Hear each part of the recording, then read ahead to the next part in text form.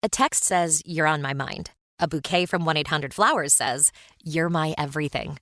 Heartfelt moments belong in the real world, not just your phone. For 50 years, 1-800-Flowers has helped millions of people make memories that'll last a lifetime with gifts they'll cherish forever. Their expertly curated arrangements and gift baskets ship nationwide with a 100% satisfaction guarantee. Don't wait for the next big moment. Make it when you visit 1-800-Flowers.com/podcast. That's 1-800-Flowers.com/podcast. There's something uniquely American about a state fair. The smell of funnel cakes in the air, the sound of rides rattling overhead. It's nostalgia and noise all at once. A place built for excess, freedom, and the illusion that nothing bad could happen there. In September of 1981, the Oklahoma State Fair was in full swing. Lights stretched across the fairgrounds, midway games stacked high with oversized stuffed animals, and the sounds of the fair drifted through the night air while families moved through the crowd and teenagers roamed in groups. It just felt safe. The kind of place where parents handed their kids a little cash, told them to be smart, and trusted that they'd be home later. It was a typical Friday night when two teenage girls walked into the fairgrounds together. Shortly after they arrive, a man approaches them and offers them a job, unloading stuffed animals from a truck. There are already two boys helping him, so nothing feels unusual about it. Nothing about it feels dangerous. Plus, it's quick money and easy work. So the girls say yes. They even called home to tell their families they'd been offered work at the fair, helping to unload the stuffed animals. They're supposed to call back later to arrange a ride home, but they never do. Their names are Charlotte Kinsey and Cinda Pallett. They're both 13 years old, and whatever happened after they left that fair, they have never been seen again. I'm Sarah Reed, and this is Sequestered Season 4. The year is 1981. We're in Oklahoma City, Oklahoma, and this is the disappearance of Charlotte Kinsey and Cinda Pallett.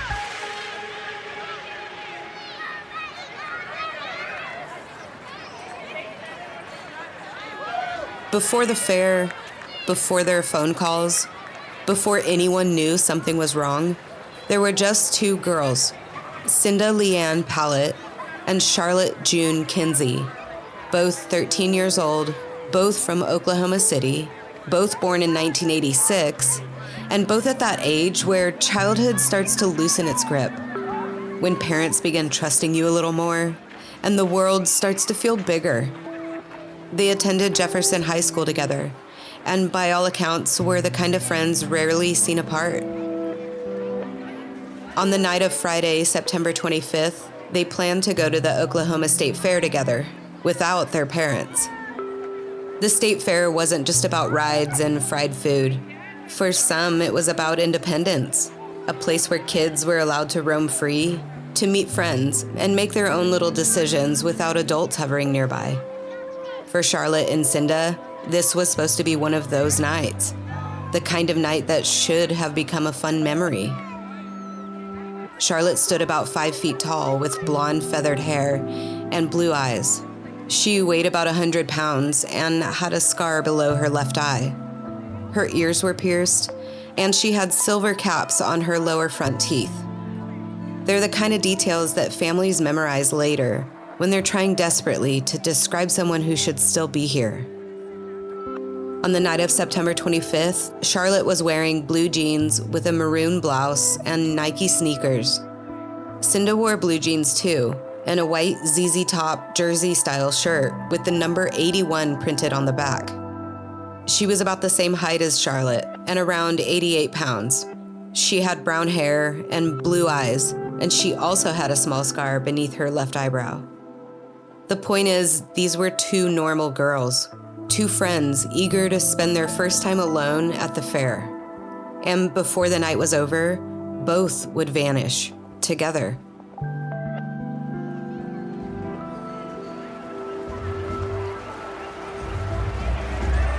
It's unclear how Charlotte and Cinda arrived at the fair that night. We don't know if they were dropped off or if they found their own way there. What matters is that once they arrived, they were on their own in the crowd. And not long after they got there, a man approached them. We don't know exactly where. We don't know exactly when. But we know he offered them work. And it's unclear exactly what was said, but he made it sound harmless enough that 2 13-year-old girls believed him. It was a simple job, helping unload stuffed animals from a truck. That detail matters because it explains why they ultimately left the fairgrounds with the man. This wasn't force. It wasn't panic. It wasn't a stranger dragging them into the dark. To the girls, this was an opportunity, a harmless favor. It was easy money, the kind they'd be happy to spend at the fair that night. And more importantly, the girls believed it enough to call home around 5 p.m. and tell their parents about the job offer. Both of their moms agreed and told them to call back around 9 p.m. So those phone calls matter because they tell us that Charlotte and Cinda did not believe they were in any danger. They thought they were doing something normal, temporary, and safe. Plus, they saw 2 teenage boys with him.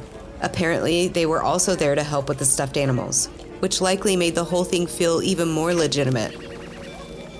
The girls were last seen at the fairgrounds around 5:30 p.m., and by 9 o'clock that night, when they still hadn't called home, their parents contacted the Oklahoma City Police Department to report them missing. As investigators began piecing together what happened, the 2 teenage boys came forward. They told police they believed they had information about the girls' disappearance. According to the boys, they had also been recruited by the same man. Turns out they had both got into his car along with Charlotte and Cinda, and together the group left the fairgrounds with the man. The boys explained that the man drove them to a truck stop off of Interstate 40. He told them that they were meeting a truck that was carrying the stuffed animals. But when they arrived, the truck wasn't there. The boys explained that's when things changed. The man told the boys to stay behind at the truck stop while he took Charlotte and Cinda to go check on the truck. He left with the girls and never came back. And that is the last known movement of Charlotte Kinsey and Cinda Pallett.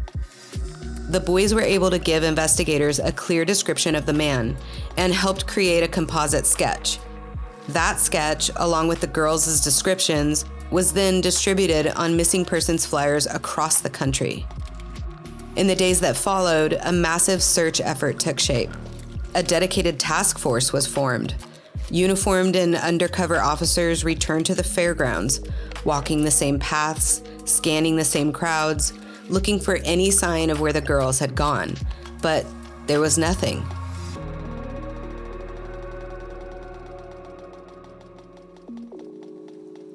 Let's slow this down, because everything in this case comes back to just a few moments and a handful of statements.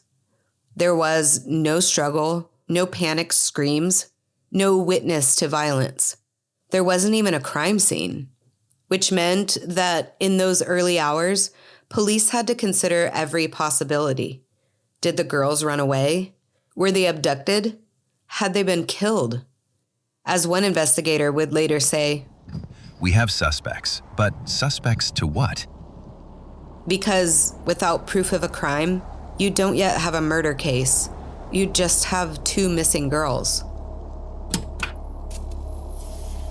He filed the charges, and then at that point came to me and said, "Now prove it." September 26, 1981, the last time Charlotte Kinsey and Cinda Pallett would be seen by their friends and family. Literally, there were hundreds and thousands of people that needed to be interviewed. The assistant district attorney at the time, Ray Elliott, says he and multiple detectives and Oklahoma City police employees were consumed by the case that went global. 2 teenage girls missing from the Oklahoma State Fair. The first major suspect police identified was Donald Michael Corey, a 36-year-old man who worked for the fair. According to investigators, the 2 boys were shown a photograph taken from a fair identification badge. When they saw it, they both believed that Corey was the man who had recruited them. And for a moment, it looked like the investigators had actually caught a break. They had a name, a face, and a man who was connected directly to the fairgrounds. Corey was arrested in Alabama on October 9th, 1981, then extradited back to Oklahoma City for questioning. Just when it seemed like the answers were coming quickly, the entire lead unraveled, because when police dug deeper, Corey actually had a verified alibi. Turns out he wasn't even in Oklahoma when the girls disappeared. He was in Dallas.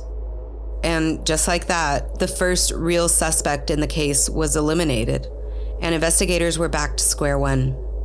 But as they widened their search, a new name began to surface, a man who had been there that day. And if what they were starting to uncover was true, Charlotte and Cinda may not have been his first victims.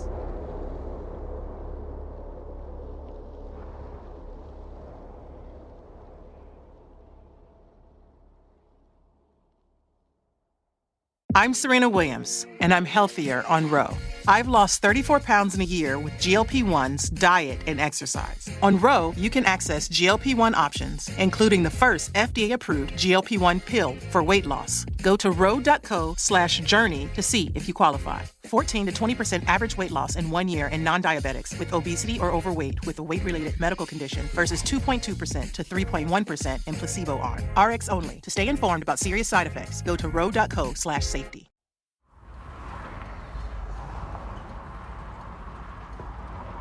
Soon, another name came to the surface, Royal Russell Long.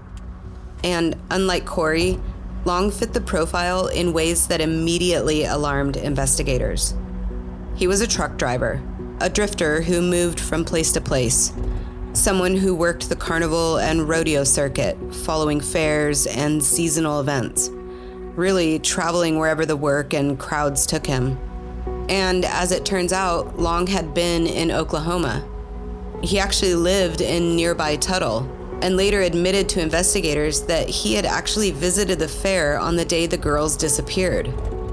According to investigators, Long had a pattern, because he did not simply overpower girls. He approached them, he talked to them, earned their trust, and investigators believed he often used small incentives to do it. Incentives like money, prizes, even stuffed animals. The same kind of lure used to get Charlotte and Cinda to leave the fairgrounds that day. Long's own daughter later told investigators that she had also been one of his many victims. And according to her, this wasn't isolated behavior. She described cross-country trips where Long would target young girls, sometimes giving her money to step away, go buy a soda or play a game. And when she came back, the girls he had approached would be gone.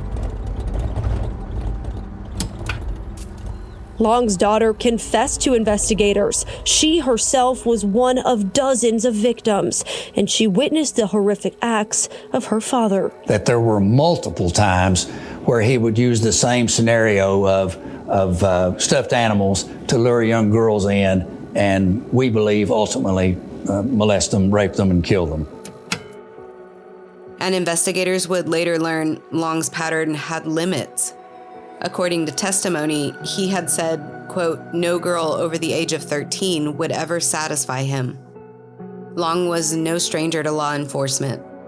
By the time investigators in Oklahoma wanted to question him, he was already behind bars, serving time in the Wyoming State Penitentiary. He had pleaded guilty to kidnapping 2 young girls, one who was 12 and the other 16. And even from prison, he was watching. According to prosecutors, Long had been following news coverage of Charlotte and Cinda's case from inside the penitentiary. Then came the sketch, the composite drawing created from the boys' description. It was widely circulated, even across state lines, and someone recognized it, Long's ex-wife. She saw the sketch in Wyoming and contacted investigators because to her, it looked exactly like him. The boys also helped in creating this sketch of the suspect, which was posted around the country. Years later, one of Long's ex-wives saw the sketch in Wyoming and called police. The sketch and the photo of Long nearly identical. Long was then brought to Oklahoma from a Wyoming prison, where he'd face his fate in the case of the missing fair girls. He was charged with kidnapping and murdering the teens. At that point, investigators believed they had their man. Witnesses had already placed Long at the Oklahoma State Fair the day Charlotte and Cinda disappeared. Some even say they saw him with the girls. And then there was the car. The boys had described the vehicle that the man drove them to the truck stop in. And eventually, investigators traced that description to a rental car used by Royal Russell Long. Elliott says the evidence was there. They knew Long was the man responsible for the disappearance of Kinsey and Pallett. He says 2 witnesses, a pair of teenage boys who left the fair with Kinsey and Pallett, agreed. They described the car. We learned that it was a rental car, so then we were able to determine that a car fitting that description was rented by Royal Russell Long. When that vehicle was examined, they found brown scalp hairs in the trunk. Hairs investigators believed had belonged to Cinda. Additional blonde hairs were also recovered. And then there was the trunk mat. Using luminol, in what would become one of the first cases in Oklahoma to use the technique, investigators revealed what appeared to be blood stains. But the testing available at the time could not determine whether that blood was human or animal. And that would become the defining frustration of this entire case. Evidence pointing in one direction, evidence that strongly suggested something terrible had happened, but never far enough to reach certainty. In August of 1985, Royal Russell Long was officially charged with the kidnapping and murder of Charlotte Kinsey and Cinda Pallett. Ray Elliott, the assistant district attorney at the time, would later say, We were able to show he did this multiple times and perhaps killed as many as 20 or more young girls. He also told reporters, We believed then, and I believe today, we had the right man. The case appeared strong. There was witness testimony, there was physical evidence, and there was a pattern. For the families, it may have actually felt like their nightmare was finally nearing an end. Finally, someone would answer for what happened. But the case never made it to that point, because no matter how suspicious Long appeared, the prosecution had a problem they could not overcome. There were no bodies, no confirmed murder scene, no witness to a crime. And in 1985, the science simply wasn't there. Hair analysis was not DNA. It could suggest, but it could not prove. And just like the blood found in the trunk, it pointed in one direction, but couldn't say definitively what it was. Even worse, much of the evidence prosecutors believed established Long's pattern of predatory behavior was going to be excluded from the trial. This included his prior crimes, other victim testimony, and behavioral evidence. The jury would never hear it. So what remained was a circumstantial case. A strong one, but not strong enough. Then, mid-trial, the judge dismissed the case, saying there were, quote, many unaddressed and unanswered questions, end quote. The case was never heard by a jury, but was dismissed by a judge who said the evidence wasn't strong enough. What I remember the most, and probably the only thing I remember from his ruling, was that he said the prosecution picked him green, meaning that we had filed the case before we had enough evidence. My reaction was then and is today, that was the lowest point in my career, because we proved it and had the evidence to prove it, and I live with that. For Elliott, it wasn't just a legal loss. It was personal. He had sat in the Pallett family's living room and made them a promise that he would convict Royal Russell Long. He didn't. And he would later say that he has carried that with him. Elliott feels he has let them down. And from that day forward, he has never promised another victim's family anything, except that he would do the best he could. The day after the case was dismissed, Long was led out of the courtroom in handcuffs. The families were seated in the front row, just as they had been every day of the proceedings. And as he passed them, he leaned in and whispered something. Later, the families told the investigators what he said. Only I know where the bodies are, and I'm not talking. And then it was over. Royal Russell Long walked out of court without conviction for the kidnapping and murders of Charlotte Kinsey and Cinda Pallett.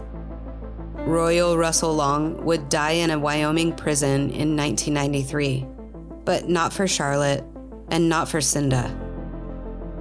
Before his death, he began writing letters to media, to investigators, claiming he knew what happened, hinting he held the key to solving the case, and demanding money in exchange for his information. He demanded thousands of dollars.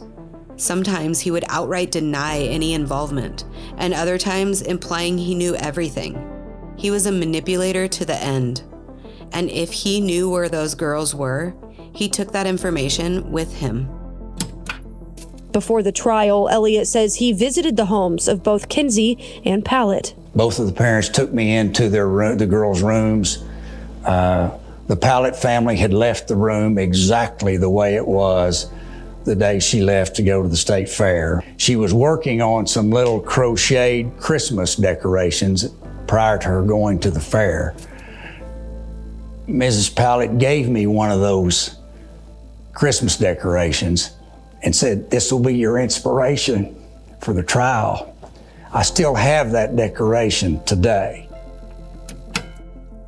In the days after the girls disappeared, their families waited by the phone, through the night, hoping for something, anything, a call, a sighting, a mistake that could be undone. But that call never came. At one point, someone falsely claimed to be Cinda. It was a hoax, a cruel false lead that briefly reopened hope, only to shatter it again. And over time, waiting turned into something else. Questions. Where did they go? What happened after they left the fairgrounds? And maybe hardest of all, where are they now? There is no gravesite or final resting place. We have no confirmed answer, just absence. You have ever gotten that closure? No. Do you think you ever will? No. Only if we at some point find the girls' bodies. Long died in prison in 1993, and while Elliott says in his heart he knows who committed the crime, there's one more thing he wants to do: find the bodies of Kinsey and Pallett. To understand this case, you have to understand 1981. Because in 1981, America still believed places like fairs were safe. Parents let their kids roam freely, and teens disappeared into crowds for hours without a cell phone, GPS, or social media keeping track of them. The Amber Alert hadn't even been established yet, so if a child vanished, sometimes all you had was a description on a flyer and hope. Cases like Charlotte and Cinda's helped change that, helped reshape how America thought about missing children, about strangers, trust, about the idea that danger could exist even in the middle of a crowd. This was the era that would soon give rise to milk carton faces, national missing child campaigns, and a generation of parents who no longer viewed public spaces the same way. For Charlotte and Cinda's families, this was never about cultural change, never about statistics or cautionary tales. It was their two little girls who went to the fair and never came home. Based on evidence of where Long drove the rental car. So I truly believe, in my heart of hearts, those girls' bodies are within 55 miles or less of Oklahoma County Courthouse, based on the evidence that we have and what we were able to prove. Now he says his goal before leaving this earth to return Cinda Pallett and Charlotte Kinsey home. Every year, the Oklahoma State Fair returns to the same grounds, with the same rides and the same booths lined with stuffed animals waiting to be won. And for most people, it's just a fair. But for the families of Charlotte and Cinda, it's a place frozen in time. A phone call that never came, a ride that was never arranged, a night that never ended the way it was supposed to. Charlotte June Kinsey, Cinda Leanne Pallett, 13 years old, last seen on September 25th, 1981, at the Oklahoma State Fair. Still missing. If you have any information regarding the disappearance of Charlotte Kinsey and Cinda Pallett, please contact the Oklahoma City Police Department at 405-297-1000. Our thanks to KOCO News for their continued coverage of this case. Next time on Sequestered, a 7-year-old girl is walking home from school in Tampa, Florida. She is only a block from home, and in a matter of seconds, she's gone. More than 40 years later, no one has ever brought her home. That and more on the next episode. Sequestered is created by Sarah Reed and Andrea Clyde, hosted and produced by Sarah, written and researched together.